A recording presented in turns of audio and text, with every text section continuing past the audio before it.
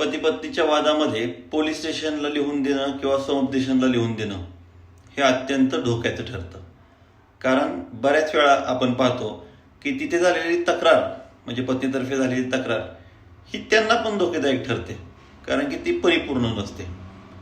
मग ती चूक पतीनं करण्याला मात्र फारच मर्यादा आहे, कारण पतीला आपल्या सिस्टीममध्ये चुका माफ नाहीत. कारण पत्नीनंतर तिची FIR बदलून FIR करते, शब्द बदलून FIR करते, तरीही ती FIR होते. परंतु उद्या मात्र तुमच्या केसमध्ये तुम्ही लिहून दिलेले शब्द, तुम्ही लिहून दिलेला जबाब हा तुमच्यासाठी अत्यंत चूक ठरतो. त्यामुळे तुमचा जबाब हा फार कायदेशीर असला पाहिजे. त्या कायदेशीर जबाबाचा तुमच्या केसमध्ये बहुतांश पुढच्या अख्ख्या वर्षात 2 वर्षात परत घटस्फोटच्या केसमध्ये देखील फायदा झाला पाहिजे, याचं भान ठेवणं पुरुषांना अत्यंत गरजेचं आहे. अन्यथा केसमधले कायदे तर विरोधातच आपलंच म्हणणं